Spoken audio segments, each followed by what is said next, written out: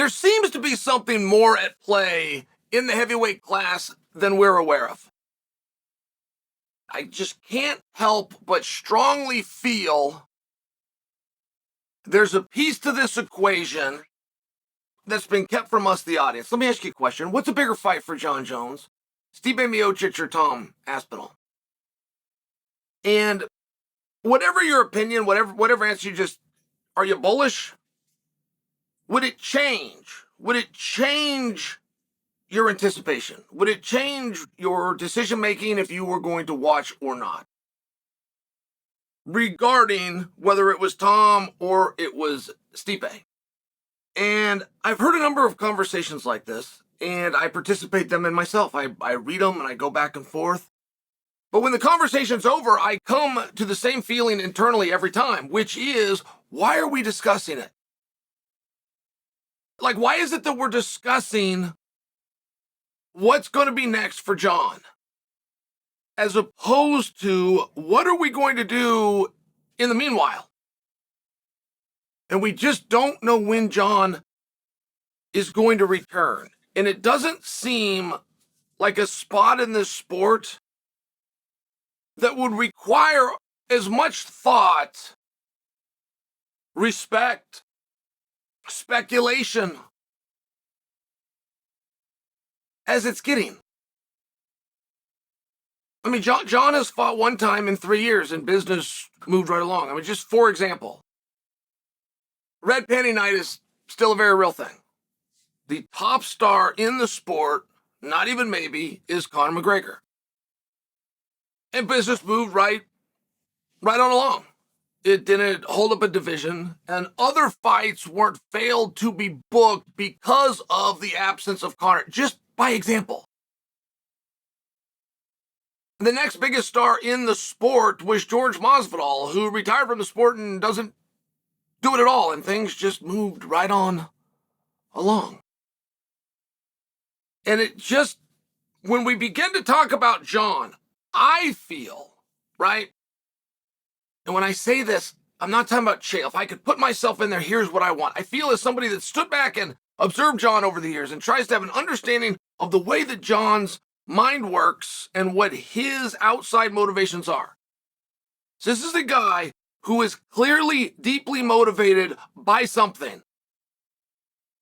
And when the going gets tough, you can count on Jon not quitting. He is going to go for something drives him, right? So, but it can't be success. It can't be money. He's had all the success. He's made all the money. Like, there's these other factors, and I find that to be a very fascinating thing, which is why I've spent a number of moments trying to assess and analyze, trying to guess, what is Jon thinking?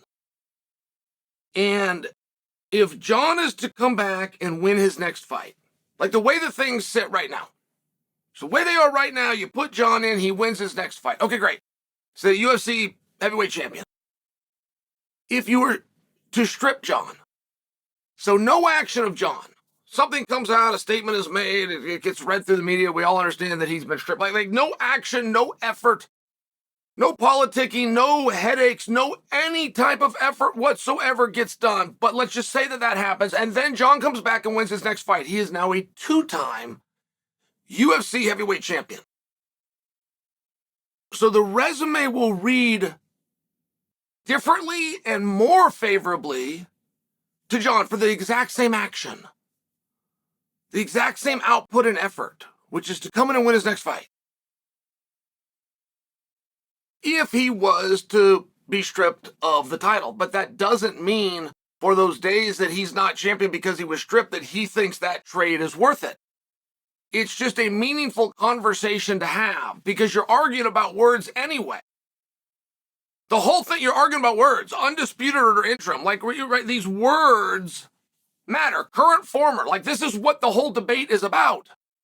So to understand it head on is very important to do. I bring this because as we talk about what's next for Jon or what's going to be bigger for Jon, I mean, we're talking in the very short term, right? I mean, that is how a checkers player would play this as opposed to chess, which is multiple steps ahead. And when we bring up Jon, who is on a hiatus with the best excuse, like no one will give him a hard time. When a man's hurt, you don't kick him, you help him up. No one will give Jon a hard time. But spending the energy to find out what is next for him seems like a conversation we don't need to have today. It seems as though we would take the active participants and we would begin to book and match them. And the idea that we're not going to book and match them because we're holding to preserve to an idea down the road that involves Jon. I mean, it's one of these great mysteries that in the final analysis, you must conclude there's something here that we haven't been told. No matter how big or no matter how small, but there just appears to be something.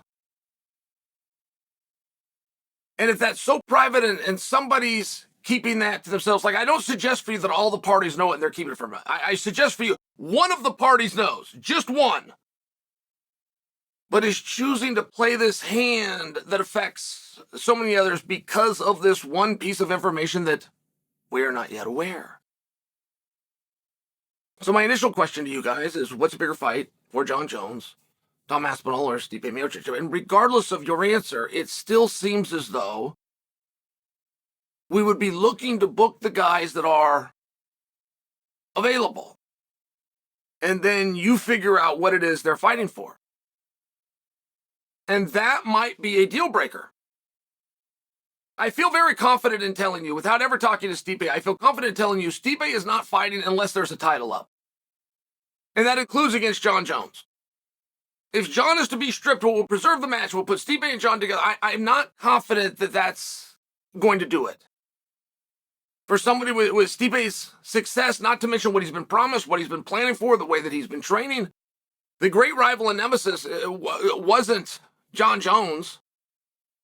And it wasn't even Daniel Cormier. Stipe put that to bed. His great rival and nemesis is Francis Ngannou. But as Francis moved on and started talking about Deontay Wilder, started talking about Fury, started talking about these other possibilities, somehow Stipe's name doesn't get mentioned. And I'm just sharing for you, if you're to tell the story accurately, that's the one that was keeping Stipe up at night. They were 1-1. You're going to go to a trilogy. It's going to be for the belt. Like all of these things were so.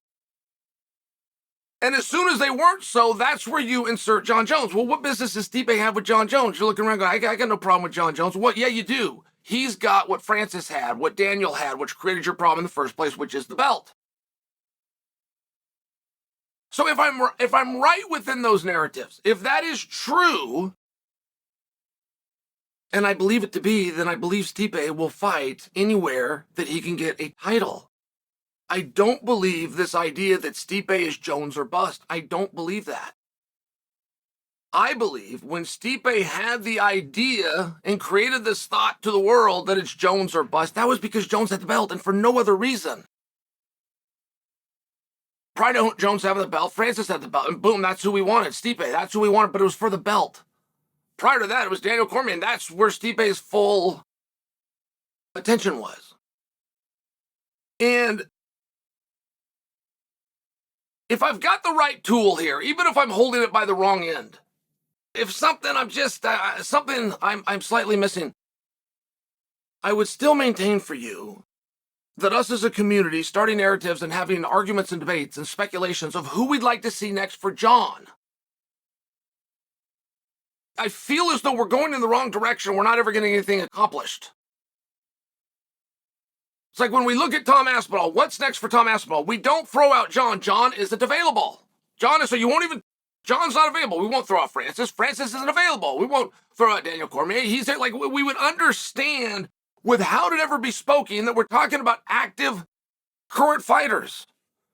And the inactive, unavailable fight will come up down the road. What are we missing? What's happening? What's the part that we're not seeing here? This just lived out at 205 pounds. This exact scenario just played out 3 weeks ago at 205 pounds. The champion was injured. So they were moving on with it. Now they have moved on with it. And the belief is that the champion will come right into, but not if we get another report and the champion's going to be out longer, then we will just do another match. We will fill the in between. And it seems fairly important that we establish what next for Tom Aspinall. And before you conclude that it can't be Stipe or it won't be Stipe or Stipe doesn't want it, I don't believe that Stipe has ever been after anyone. I don't believe that. I believe he has always been after the belt. And his attention and focus and vigor is going to be pointed directly at whoever has the belt. So, what is the benefit? What is the reasoning for Jon staying champion in a sport that he's not active in? And this isn't my way to try to harm Jon. It would open the door for Jon to become a two-time champion as opposed to just a champion, which sounds a lot cooler. But it's also a decision and a motivation that's within one of the more successful athletes that we've ever seen. So I wanted to expect his reasoning to be the same as other people's reasonings. He's gotten something special because he behaves somewhere special. Before we spend the time booking Jon Jones in a mythical match in the future, let's spend some time booking active fighters. And the active fighter's future should not be as blurry and unclear to us as the inactive fighter's future. Yet in this case, it is.